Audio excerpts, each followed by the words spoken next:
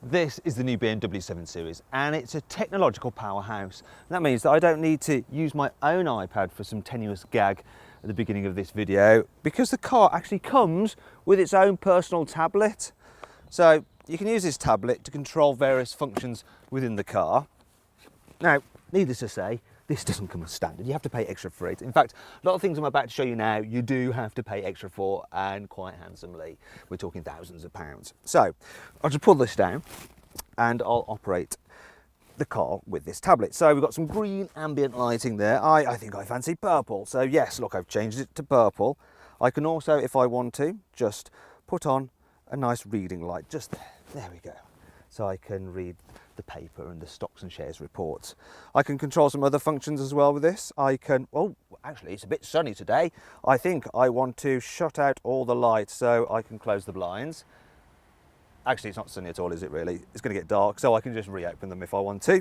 Something else I can do, this car has got the upgraded massage seats and I can control that with this. And well, there's a wide range of programs there. And I think I'm going to go for pelvic activation. Oh, well, actually better stop that and get on with the rest of the review. Now, this is the long wheelbase version of the car. You don't really need it unless you're going to be carrying VIPs, because then, well, I mean, look at this. There's loads of knee room, loads of headroom.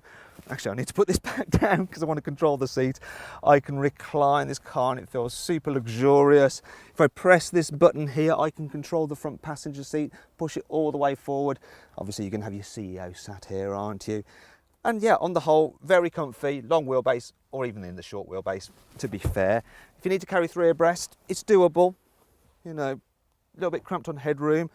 And I think overall, the Mercedes S-Class is better for carrying 3 in the back at once. But really, yeah, there's not much in it. If you click up there, you can actually see our full in-depth practicality review for more information on that. How easy it is to fit a child seat in the back of this 7 Series, and just how much stuff you can fit into the boot. Speaking of which, the boot, now as you'd imagine, with a car of this size, it's absolutely massive. So a saloon is never as practical as a hatchback, but this one does a very good job because the opening's nice and wide, the load lip isn't very big, so it's easy to load things in and out. It's a very flat space, it goes back a long way, it's wide and square, and you can get it with a through loading hatch if you need to carry skis. And on the whole, this boot is more practical than that of its rivals. I was even able to fit a bike in there with its wheels off. Now, there's some useful cubby space in this car as well. We'll move around to the front. And while we do that, we'll take a look at the design because, you know, for me, the 7 Series, it's a big old thing. It looks a bit like an engorged 3 Series. Now, I can't really fault the car so much here on the inside. Actually, let me get rid of this. Remember, I've got to show you that, yeah, cubby spaces, they're good all round in this car. Back to the design. Yeah, it's nice. I like it. It seems very, very upmarket. The design's probably not quite as simplistic as the Mercedes S-Class, but I think the quality is better. I mean, I love this little screen here for your air conditioning system. In fact, as standard, the car gets full zone climate control. You also get stuff like wireless charging for your phone, all around heated seats, but you'd have to pay for this because this car starts from around £63,500. The extended wheelbase version, that's obviously more expensive, and yeah, you can go crazy with the option. You can spend like loads and loads. This thing is actually worth over £100,000, this particular car, which is just bonkers. But there is loads of tech available on it. For instance, there's a new iDrive system, and I love it. So you can control it the usual way there using this swivel wheel, or you can actually, if you want to, use it as a touch screen. So there we go, I can go through the different menus just by pressing the screen. And there's another thing I can do, I can control it with gestures. So to turn up the volume on the stereo, I can just waggle my finger around and it does that. So there we go. Now, for our full in-depth video review of that infotainment system, you need to click up there. And it's quite a long video because there's so much to tell you about the system. It's just that impressive. But is the 7 Series as impressive when you hit the road? Do you know what? It doesn't actually feel like a normal BMW to drive. It's more like a Mercedes, actually. I mean, part of the reason for that is that you get adaptive air suspension as standard, and you can put it into different modes. And I've got it in Comfort Plus, and then it has this really nice, soft, relaxing, floaty effect.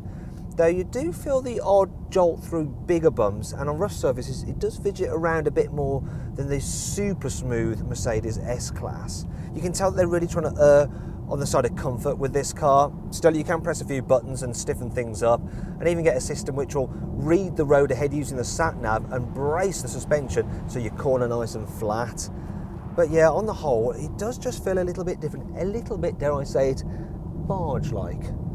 You can also upgrade the cruise control system, so the car will pretty much drive itself, and it can steer you to keep you in lane, though you do have to put your hands back on the wheel occasionally, otherwise it gets cross. However, you won't get cross cruising in the 7 Series, as it's super relaxing and very quiet. In terms of engine, you can get 2 petrol or 2 diesel or a hybrid. The best choice for this car is the 730D.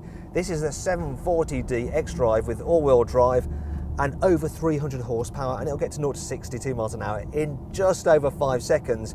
Yet apparently will return around 52 miles per gallon. Looking at the trip computer, I'm returning 40. That's really impressive. And so too is this automatic gearbox. It's responsive when you want it to be, it's smooth when you want it to be, it's brilliant, and you can change gears yourself using the paddles, though I wouldn't bother. One problem I do have is visibility. Good at the front, good at the back, bit of a blind spot here, but the worst is this. If I move forward, this pillar here is really thick, so when you're pulling out at junctions and looking that way, you're constantly trying to peer around it.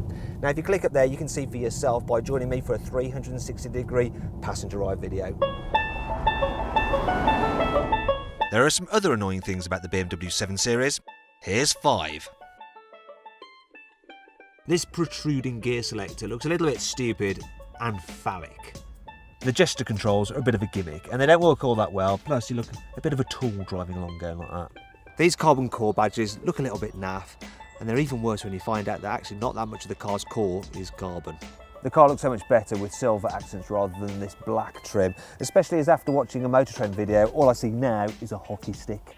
This digital key may seem like an Apple Watch, but oh god, the screen is really laggy. But there are some super cool things about this car, including what you can do with that key. You can drive the car forwards and backwards by using the remote control, which is perfect for driving into very tight parking spaces you couldn't get out of, or ghost riding the whip.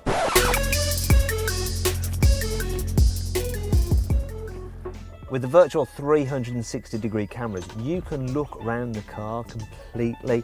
It's a bit like Gran Turismo, this. You can get the car with laser beam headlights, which are so bright, it's like turning on the sun. You can get the car with ionised air conditioning and various scents, so look, I can choose between a waft of pure water pearls or the naturalness of lush grasses. With the BMW Vitality program, you've effectively got a personal trainer in the car with you, so I'll just start it with the tablet. What I have to do is follow the instructions and then press my body into the seat as directed to help build up my muscles and hopefully keep fit.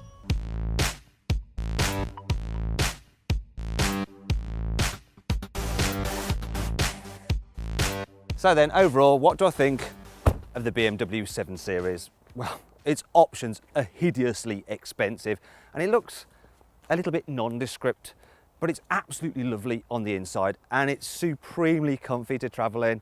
Now, if you click up there, you can get more information and find out the best deal you can get on a new car at carwow.co.uk. Thanks for watching. If you enjoyed this video, please like it, share it and subscribe to our channel. And if you click over there, you can watch our detailed practicality, infotainment and 360-degree passenger ride videos for the BMW 7 Series. Now, did you spot the Easter egg in this video? It was the alarm clock in the car's boot set to 7:40, because the car's a 740D, of course.